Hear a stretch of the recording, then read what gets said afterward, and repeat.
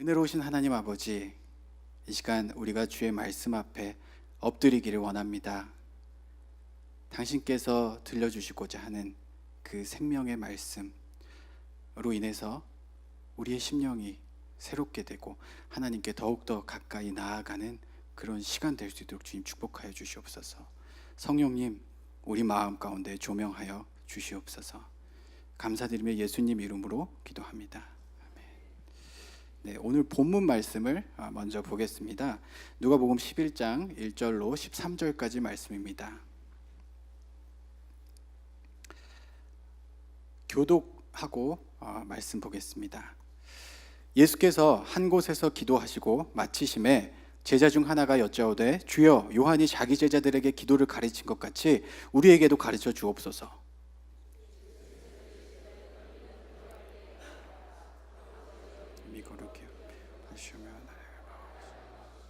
우리에게 날마다 일용할 양식을 주옵시고 우리에게 죄 진 자를 원하는 정사 우리의 죄 도움을 사하여 주옵시고 우리를 시험에 들게 하지 마옵소서. 또 이르시되 너희 중에 누가 벗이 있는데 밤중에 그에게 가서 말하기를 벗이여 떡 세 덩이를 내게 구워 달라. 내 벗이 여행 중에 내게 왔어. 내가 먹을 것이 없노라. 그가 안에서 대답하여 이르되 나를 괴롭게 하지 말라. 문이 이미 닫혔고 아이들이 나와 함께 침실에 누웠으니 일어나 내게 줄 수가 없노라 하겠느냐. 말하노니 비록 벗됨으로 인하여 주지 않은 간청함을 인하여 일어나 그 요구대로 주리라. 내가 또 너희에게 이르노니 구하라 그리하면 너에게 주실 것이요 찾으라 그러면 찾을 것이요 문을 두드리라 그러면 너희에게 열릴 것이니 구하는 이마다 받을 것이요 찾는 이는 찾아낼 것이요 두드리는 이는 열릴 것이라. 너희 중에 아버지 된 자로서 누가 아들이 생선을 달라 하는데 생선 대신에 뱀을 주며 달라 하는데 전갈 같이 읽겠습니다. 너희가 악할지라도 좋은 것을 자식에게 줄 줄 알거든 하물며 너희 하늘 아버지께서 구하는 자에게 성령을 주시지 않겠느냐 하시리라. 아멘. 네, 오늘은 이 기도의 본질 무엇을 그리고 왜 라는 제목을 가지고 우리 말씀을 전하려고 합니다. 제가 중학생 때에 제가 잠들기 전에 열심히 하던 기도가 있었습니다. 하나님, 살 빠지게 해주세요. 네, 지금 비웃으시지만 우리 사춘기였던 이준상 학생에게는 아주 심각한 기도 제목이었어요. 근데 그렇게 한다고 살이 빠지나요? 덜 먹고 많이 움직여야지 빠지지. 지금 돌아보면은 좀 부끄러운 기도였어요. 여러분은 오늘 어떤 기도를 하셨나요? 건강을 위한 기도, 또 가족, 부모, 자녀를 위한 기도, 또 내가 하고 있는 일에 대한 기도. 여러분 마음속에 있는 소원들을 기도로 아마 내놓으셨을 겁니다. 성경에도 보면은 기도에 대한 이야기들이 참 많이 나오죠. 구하면 반드시 주신다 하고 강청하면 된다고 하고 열심히 하면 된다고 하고 그런 말씀들을 읽으면서 우리는 참 열심히 기도를 합니다. 오늘은 바로 그 기도에 대한 내용을 나누려고 하는데 방금 읽으신 우리 본문을 크게 세 가지로 나눌 수가 있습니다. 먼저 첫 번째는 주기도문, 또 밤중에 떡을 구하러 찾아온 친구, 그리고 마지막으로 구하라 그리하면 주실 것이라. 이렇게 세 부분으로 나와 있는데 이미 셋 다 잘 아시는 내용들일 거라 믿습니다. 각각 세 이야기가 다른 내용을 말하고 있는 것 같지만 이 기도라는 한 가지 주제로 묶여 있어요. 그래서 이 세 이야기에 각각의 포인트만을 잡아내서 이걸 한번 서로 유기적으로 연결을 해보려고 합니다. 그래서 다음 제가 말씀드리는 세 가지 질문, 우리는 무엇을 기도해야 하는가, 또 어떻게 기도해야 하는가, 또 마지막으로 우리가 얻게 될 응답은 무엇인가, 여기에 대한 답을 한번 이 시간 찾아보기를 원하는데요. 오늘 제 설교가 여러분들 기도 생활 하시는데 올바른 길잡이가 되기를 간절히 바라는 마음으로 제가 말씀을 전하겠습니다. 먼저 주기도문 내용을 보시겠습니다. 그리고 여기서 우리는 무엇을 구해야 하는가? 여기에 대한 답을 찾아보겠습니다. 주기도문을 띄워주셨는데요. 이 누가복음, 우리가 읽은 누가복음의 버전 말고 여긴 조금 누락된 게 있어서 우리 마태복음 버전으로 준비를 했습니다. 보시면은 나와 있는 대로 보통 우리 한국 사람이나 미국 사람이나 또 지금 이 시대를 살고 있는 사람들은 글을 쓸 때 일반적으로 내가 말하고자 하는 그 주제를 맨 앞부분이나 또는 맨 끝에다가 놓습니다. 그런데 히브리 사람들은 조금 달라요. 이 사람들은 가운데다가 배치를 시킵니다. 그래서 중간 부분이 핵심 부분이에요. 그래서 여기 주기도문도 보시면은 이 네 번째 기도를 중심으로 양쪽 구절들이 이렇게 짝을 이루고 있는 모양으로 배치가 되어 있죠. 이 주기도문뿐만 아니라 성경의 많은 부분들이 이 구조로 되어 있어요. 그래서 예수님께서 이렇게 기도하라 가르쳐 주신 주기도문의 핵심, 그 메인 메시지가 바로 네 번째 중간에 위치한 오늘날 우리에게 일용할 양식을 주옵시고 라는 요청이에요. 그래서 우리는 이거를 기억해야 됩니다. 우리가 구해야 하는 무엇을, 그 답이 바로 일용할 양식이라는 거예요. 여기서 일용할 양식의 그 일용이 사전적 의미가 하루에 사용할 양식이잖아요. 그럼 우리가 하나님께 하루치 먹을 것 주세요, 이렇게 기도하라는 말씀일까요? 이 성경책을 열어서 보시면은 일용할 양식 옆에 조그만 숫자가 붙어 있습니다. 그리고 그 숫자를 따라서 밑에 풋노트로 가보면은 작은 글씨로 또는 내일의 양식 이렇게 나와 있어요. 예수님께서 그 당시 사용하시던 언어가 아람어거든요. 유대인이 바벨론 포로 생활에 잡혀갔을 때 그 배웠던 말을 계속 몇백 년 후인 예수님 시대까지도 쓰고 있는 거예요, 그 아람어를. 그래서 어찌 보면은 아람어 성경이 예수님 당시의 그 문화적인 배경을 더 잘 반영하고 있다, 이렇게 볼 수 있겠죠. 그 아람어 성경에 이 부분이 오늘 우리에게 내일의 양식을 주옵시고 이렇게 기록이 돼 있어요. 그리고 이 아람어 문화권에서 내일이라는 개념은 단순히 오늘의 다음 날이 아닌 다가올 시대의 내일, 이런 개념이 포함되어 있어요. 그래서 날짜 개념이 아니에요. 시대적인 개념이에요. 지금 이 시대 말고 뭔가 새로운 시대가 올 것이고 너희는 그때 먹을 양식을 구하라는 거죠. 그런데 성경에 이 내일의 양식이 등장하는 곳이 있어요. 어딘가 하면은 바로 출애굽기에서 하나님께서 만나를 내려주실 때 안식일 전날에는 그 다음 날의 양식까지 내려줬어요. 쉽게 말해서 원래 주중에는 매일 하루치의 만나씩만 내려주시는데 토요일 날에는 특별히 주일 것까지 이틀치가 내려주시는 거예요. 안식일의 양식을 미리 주시는 거예요, 전날에. 그런데 그 안식일을 통해서 하나님께서 상징하고자 하는 것은 영원 가운데 완성된 하나님 나라잖아요. 그 영원은 지금 내가 사는 이 시대 말고 다가올 어떤 새 시대, 그래서 바로 그 내일의 양식인 거예요. 그런데 이 안식일의 주인을 복음서에서 누구라고 이야기합니까? 예수 그리스도라고 얘기하죠.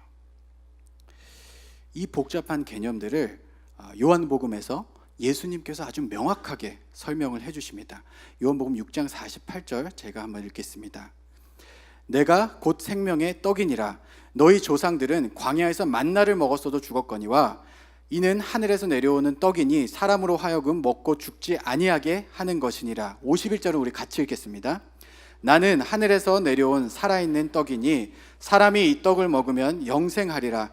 내가 줄 떡은 곧 생명을 위한 내 살이니라 하시니라.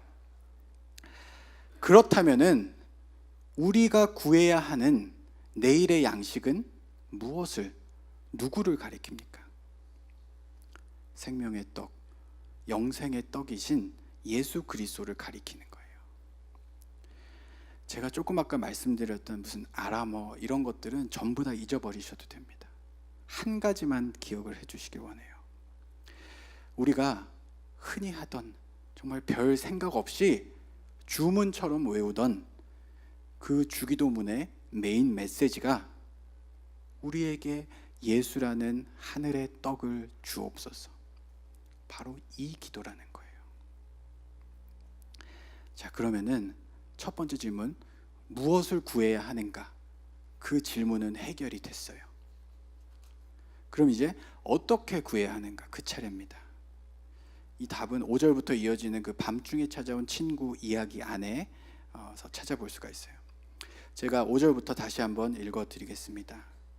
또 이르시되 너희 중에 누가 벗이 있는데 밤중에 그에게 가서 말하기를 벗이여 떡 세 덩이를 내게 구워달라. 내 벗이 여행 중에 내게 왔으나 내가 먹을 것이 없노라 하면 그가 안에서 대답하여 이르되 나를 괴롭게 하지 말라. 문이 이미 닫혔고 아이들이 나와 함께 침실에 누웠으니 일어나 내게 줄 수가 없노라 하겠느냐. 내가 너에게 말하노니 비록 벗됨으로 인하여는 일어나서 주지 아니할지라도 그 간청함을 인하여 일어나 요구대로 주리라. 이 이야기에 A, B, C라는 세 사람이 등장해요. A라는 사람과 B라는 사람은 친구인데 한 마을에 사는 친구예요. 근데 이 A라는 사람에게 B가 밤중에 찾아가서 이제 떡 세 덩이를 달라 이렇게 이야기를 합니다. 그 달란 이유가 이 B라는 사람의 친구 C가 다른 지방에서 찾아왔어요, 여행길에. 근데 자기 집에는 대접할 것이 없기 때문에. 근데 저는 이 이야기를 접하면서 항상 드는 의문이, 왜 굳이 한밤중에 와서 그런 거 달라고 하나? 이건 민폐 아닌가? 또 아니 겨우 떡 세 덩이를 주고받는데 무슨 간청식이나 나오고 그러나? 그런 궁금함들이 있었어요. 제가 설교를 준비하면서 이 케넷 베일리라는 분의 책을 참고했는데, 이분은 40년 이상을 중동 지방에 살면서 몸소 체험하면서 예수님 당시 그 성경의 문화적 배경에 대해서 연구를 한 학자입니다. 그래서 왜 밤중에 그러나? 이분의 책에 의하면은 그 중동 지방에는 낮에 엄청 뜨겁잖아요. 그 엄청 뜨거운 더위를 피해서 주로 여행을 밤중에 다녔다고 해요. 그래서 밤에 그렇게 남의 집을 방문하는 일이 얼마든지 있을 수 있는 일이었다고 그래요. 그리고 그래서 떡 세 덩이를 달라고 하죠. 이 떡이 우리가 보통 주일날 시켜다 먹는 요만한 꿀떡이나 인절미가 아니에요. 이 마을의 공동으로 쓰는 화덕에서 구워내는 지름이 보통 우리 먹는 피자 2배 정도 되는 큰 빵덩어리입니다. 그렇게 큰 빵을 굳이 밤에 와서 세 덩이나 달라고 하는 거는 근데 좀 과한 요구처럼 보이죠. 이제 그리고 나서 등장하는 단어가 간청함입니다. 간절히 청하다. 또 개역 한글 성경에는 강청함이라고 되어 있어요. 그 사전, 국어 사전의 의미는 무리하게 억지로 청하다 이렇게 되어 있어요. 그래서 이 비유를 두고, 이 이야기를 두고 간절히 또 무리가 될 정도로 강하게 열심히 기도하면 응답받는다, 이런 식으로 이 인간의 어떤 열심 여부에 따른 응답의 주도권이 있다는 식으로 인본주의적인 해석을 하곤 하는데, 그거는 둘 다 잘못된 번역입니다. 전혀 그런 뜻이 아니에요. 이 간청함이라고 번역된 원문의, 헬라어 원문의 단어는 아나이데이아라는 단어인데, 그 뜻이, 원래 뜻이 수치를 피하기 위함, 부끄러움을 당하지 않기 위함, 체면을 잃지 않기 위함. 좀 엉뚱한 뜻인 것처럼 보이는데 제가 설명을 해드리겠습니다. 우리나라 사람들도 체면을 굉장히 중요시 하잖아요. 그래서 한국에서는 자기 자식들 결혼할 때 예식장에 결혼식장에 하객이 많이 안 올 것 같으면은 하객 대행 알바를 삽니다. 그러면은 그 사람들은 시간당 얼마씩 받고 와서 모르는 사람 결혼식에 와서 머릿수 채워주고 가는 거예요. 돈 받고. 하객이 적으면은 내가 못난 사람 같아서 그 창피한 그 수치를 감추려고 체면 세우려고 그렇게까지 하는 거죠. 근데 중동의 문화도 그런 체면 문화가 있다고 해요. 그 사람들은 특히나 손님 대접을 중요하게 생각해서 그 손님 대접 잘못하면은 그게 그렇게 수치스러운 거예요. 또 마을 사람들 사이에는 이 우리라는 공동체 개념도 있어서 마을에 누구 손님이 찾아오면 그거는 그 사람 개인 손님이 아니라 마을 전체의 손님인 거예요. 그래서 누가 찾아오든지 간에 손님 대접은 잘해드려야지 우리 마을은 괜찮은 마을이야, 손님 대접 잘하는 마을이야, 이렇게 자부심을 세울 수 있는 것이 그 사람들 문화였어요. 그래서 오늘 누가복음 본문에도 밤중에 손님이 찾아왔잖아요. 이 B라는 사람뿐만 아니라 마을 전체의 손님인 거예요. 그래서 섭섭하지 않게 대접을 잘해드려야 돼. 다소 지나친 요구로 보이는 것 같은 커다란 떡 세 덩이 일지라도 얼마든지 줄 수 있는 거예요. 7절에 보시면은 떡을 꺼내오느라고 문을 열고 닫고 달그닥거려서 아이가 잠에서 깨고 이러는 건 아무 문제가 안 된다는 거죠. 손님 대접을 잘 못했다라는 수치를 피하기 위해서는 밤이든 낮이든 그 떡의 양이 많건 적건 얼마든지 당연히 줄 수 있다는 겁니다. 요게 핵심이에요.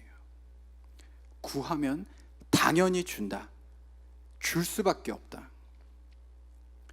다시 말해서 이 8절에 나오는 간청함을 인하여, 이 표현은 이 문두드리고 구하는 사람의 입장에서의 열심과 태도 때문에 얻어내는 것이 아니라 떡을 주는 사람 입장에서의 당연함 때문에 준다는 개념이에요. 여기 본문에도 이 사람이 떡을 얻기 위해서 막 집집마다 찾아다니면서 문 두드리고 또 떡 달라고 떡 주세요 막 소리소리 질러가지고 온 동네 사람 밤중에 다 깨우고 그런 열심 있는 장면은 나오지 않아요. 이제 이 주기도문, 첫 번째 그 주기도문과 이 밤중에 찾아온 친구 이야기를 한번 연결시켜 보겠습니다. 주님은 이렇게 말씀하고 싶으신 거예요. 우리에게 일용할 양식, 내일의 양식, 다가올 영생의 시대의 떡, 생명 대신 예수 그리스도를 구해라. 그럼 내 입장에서는 그 떡 달라는 요청 반드시 당연히 들어줄 수밖에 없어.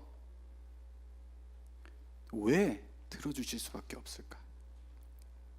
하나님께서 아브라함에게, 모세에게, 다윗에게 하신 언약들, 또 예레미야서와 에스겔서에 주신 새 언약들, 그 내용이 전부 다 뭐예요?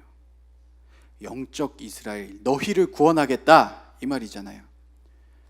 그런데 우리가 알다시피 그 구원은 예수라는 하늘의 떡을 우리에게 주심으로만 가능한 거예요.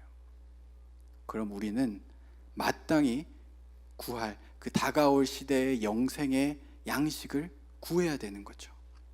그리고 약속하신 하나님께서는 마땅히 당연히 그거 주셔야 하는 거예요. 근데 그냥 주시는 게 아니에요. 히브리서 6장 17절 우리 함께 읽어보겠습니다. 하나님은 약속을 기업으로 받는 자들에게 그 뜻이 변하지 아니함을 충분히 나타내시려고 그 일을 맹세로 보증하셨나니, 게다가 하나님은 그 신실하신 하나님의 약속, 그 구원받은 자들에게 그분의 뜻이 변하지 않음을 나타내시려고 맹세까지 했다, 이렇게 말합니다. 여러분, 그러면은 이거는 천지가 개벽해도 반드시 이루어질 일이라는 거예요. 뭐가 이루어집니까? 우리 구원이. 그래서 이 본문을 보면서 우리는 구원은 내가 너희에게 언약한 것이므로 예수라는 생명의 떡을 주어서 내가 너희를 반드시 구원해내겠다, 라는 하나님의 강력한 의지와 열심을 읽어낼 수가 있어야 하는 것입니다. 이 본문을 엉뚱하게 해석해서 인간이 집요한 집념을 가지고 간청하고 강청하면, 그렇게 기도하면 하나님이 아이고 기특하다, 40일이나 굶고 기도를 했네, 그럼 내가 들어줘야지, 내가 졌어, 항복, 이렇게 두 손 들고 소원 들어주시는 게 아니에요. 그래서 너희가 열심히 기도해야 된다, 이 말이 아닌 거예요. 그 정반대의 이야기입니다. 성경의 주인공은 우리가 아니라 하나님이세요. 그분이 자격 없는 우리 죄인들을 어떻게 구원해 내시는가에 초점이 맞춰진 책이지, 우리가 열심을 내서 어떻게든 그 주도권을 잡아서 하나님께 원하는 것을 얻어내자, 이게 성경의 주제가 아니에요. 9절 10절 우리 한 목소리로 읽겠습니다. 내가 또 너희에게 이르노니 구하라 그리하면 너희에게 주실 것이요, 찾으라 그러면 찾아낼 것이요, 문을 두드리라 그러면 너희에게 열릴 것이니 구하는 이마다 받을 것이요, 찾는 이마다 찾아낼 것이요, 두드리는 이에게는 열릴 것이니라. 이제 이 구절의 진짜 의미를 아시겠죠? 구하라 라는 단어 앞에 가로 열고 예수라는 떡을, 이 생략되어 있는 게 이제는 보이실 거예요, 여러분이. 그 떡 구하면 반드시 주신다. 그 예수를 찾으면 당연히 찾아낼 것이고, 그 예수라는 문을 두드리는 자에게 구원의 문이 열린다는 말씀인 거죠. 왜 그렇습니까? 하나님 아버지께서 택하신 자녀들에게 약속하신 거니까. 이 구절들을 가지고 이 문맥에서 앞뒤 문맥을 다 잘라먹고 이것만 가지고 무조건 아무거나 열심히 구하면 다 주실 것이다, 이렇게 가면은 성경 저자의 의도에 따른 올바른 해석이 아니라는 걸 이제 우리가 아는 겁니다. 이제 그 예수라는 떡을 구하는 기도가 이 땅에서의 성도의 삶에서 어떻게 응답되는가를 한번 살펴보겠습니다. 우리 본문 13절만 한번 한 목소리로 읽겠습니다.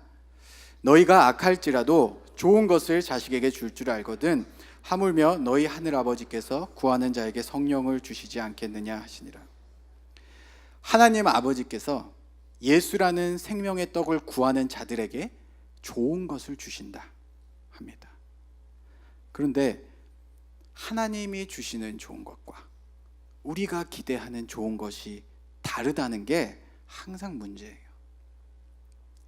그래서 우리가 우리 마음대로 상상의 나라를 펼쳐서 오해할까 봐 이 누가복음에는 친절하게 그 좋은 것이 무엇인지를 써주셨어요. 그 좋은 것이 무엇입니까? 성령이라고 하죠. 근데 왜죠? 우리가 떡을 구하면은 이 하늘의 떡이든 땅의 떡이든지 떡을 주셔야지 왜 성령을 주신다고 그러는 걸까? 요한복음 1장 9절 10절을 우리 같이 한번 읽어보겠습니다. 참빛 9절 10절을 읽겠습니다. 참빛 곧 세상에 와서 각 사람에게 비추는 빛이 있었나니 그가 세상에 계셨으며 세상은 그로 말미암아 지은 바 되었으되 세상이 그를 알지 못하였고, 참빛 예수님께서 흑암 가운데 있는 백성들을 비추셨어요.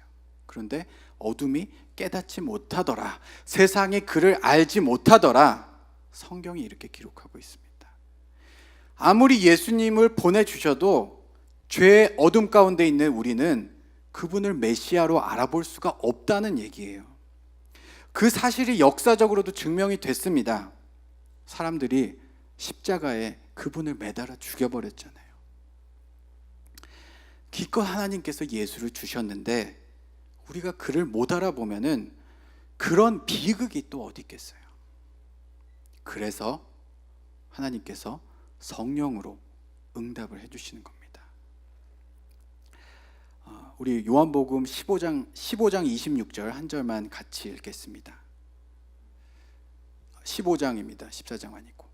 내가 아버지께로부터 너희에게 보낼 보혜사 곧 아버지께로부터 나오시는 진리의 성령이 오실 때에 그가 나를 증언하실 것이요.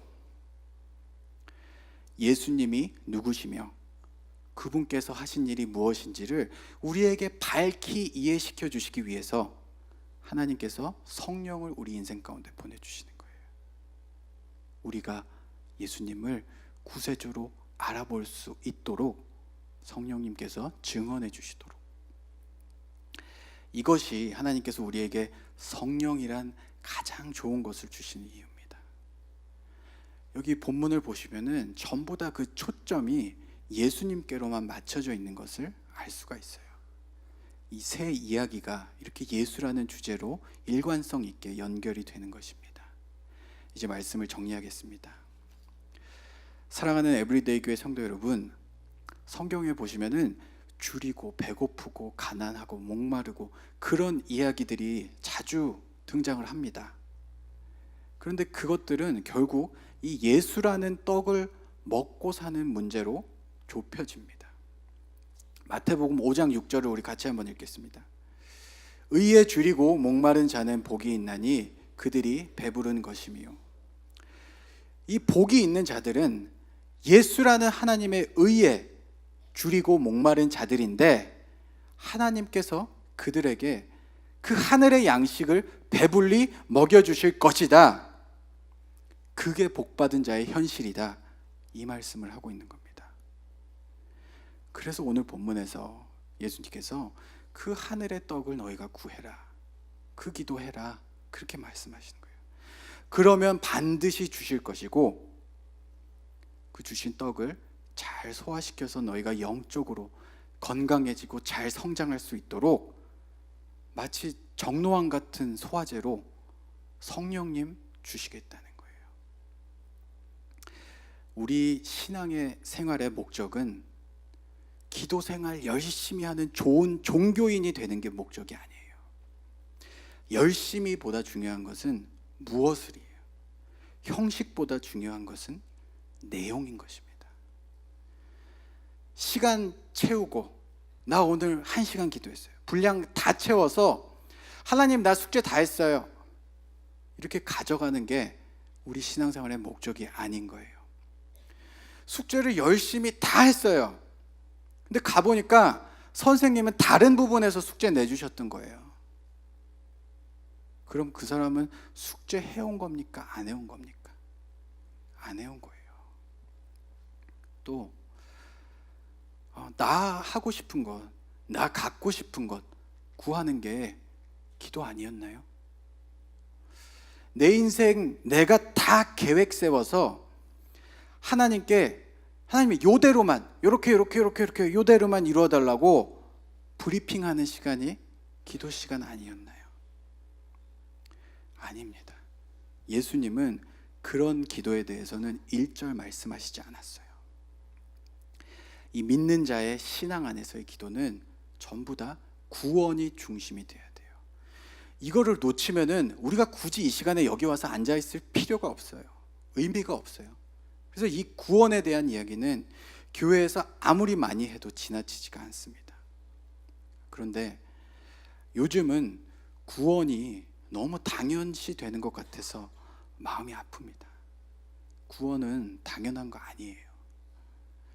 하나님 아버지 입장에서는 우리가 자녀이고 또 우리에게 약속까지 하셨으니 당연히 주시는 거 맞아요. 근데 우리 입장에서 볼 때는 그렇지가 않아요.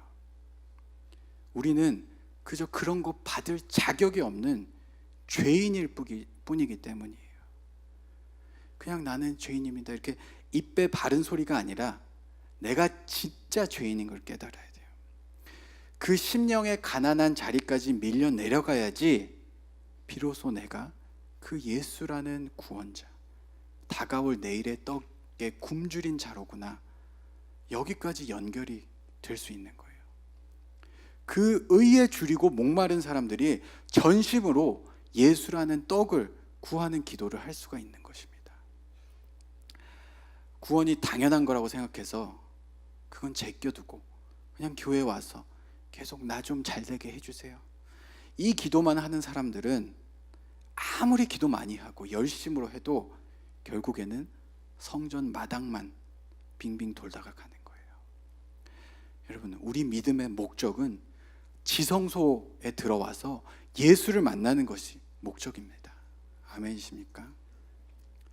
그렇다고 제가 일상의 필요를 구하는 기도를 하지 마십시오 하는 이야기는 아닙니다. 우리가 자녀로서 아버지께 얼마든지 필요한 거 구할 수가 있어요. 얼마든지 하시되 최소한 방향은 정해놓고 하시라는 거예요. 그 예수님이라는 방향을 정해놓고 기도를 하다 보면은 점점 내 욕심으로 구하던 것들, 내 탐욕으로 구하던 것들, 자랑으로 구하던 것들 다 자동으로 가지치기가 될 거예요. 그리고 계속 그 길을 따라가다 보면은 결국 이 찬송가 가사처럼 되는 겁니다. 세상과 나는 간 곳 없고 구속한 주만 보이도다. 예수가 보이기 시작하면서 이제 세상의 근심, 걱정, 어려움, 욕심들은, 그런 복을 구하던 것들은 점점 작아지는 거예요. 내가 내 손에 꼭 쥐고 놓지 못하던 것들이, 그런 거는 이제 아무래도 괜찮아지는 거예요. 소경같이 살던 내 눈이 열어져서 진짜 소중한 것이 그제서야 보이기 때문입니다. 하나님께서 우리를 그렇게 바꾸어 가실 것을 믿으십니까? 진짜 복은 하나님의 거룩과는 거리가 먼, 전혀 자격 없는, 구세주로 보내주신 예수마저 십자가에 못 박아버린 그 더러운 죄인이 뻔뻔하게 하나님께 구원을 요구할 수 있다는 사실이에요.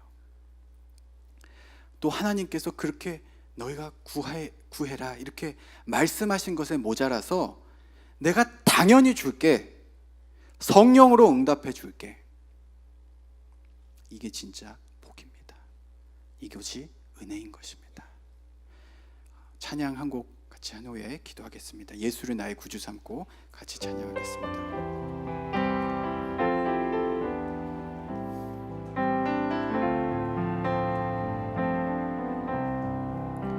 예수로 나의 구주 삼고 성령과 피로써 거듭나니 이 세상에서 내 영혼이 하늘의 영광 3절 하겠습니다.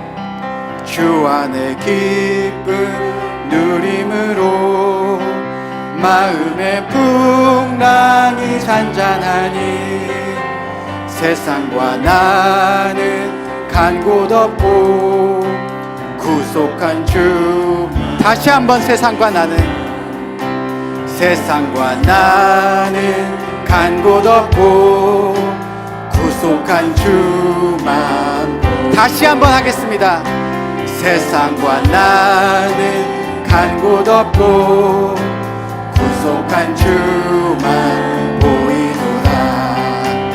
이것이 나의 간증이요 이것이 나의 찬송일세. 나 사는 동안 끊임없이 구주를 찬송하리로다. 이 시간 잠시 같이 기도할 때 그동안의 내 기도를 한번 돌아보셨으면 좋겠습니다.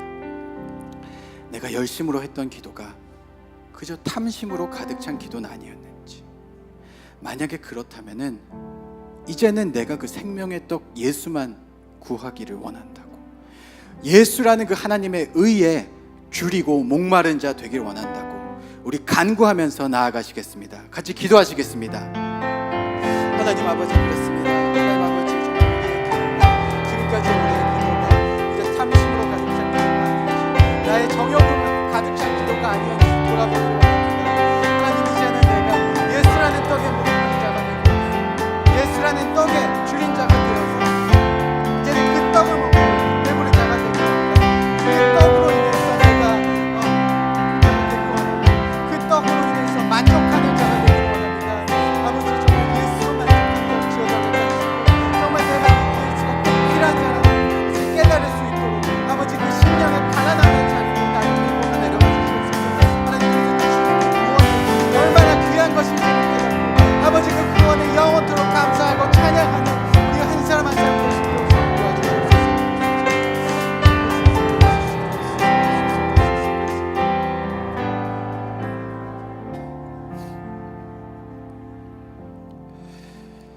은혜가 충만하신 하나님 아버지, 주님께서 이렇게 기도하라 가르쳐 주신 대로 예수라는 떡을 구합니다.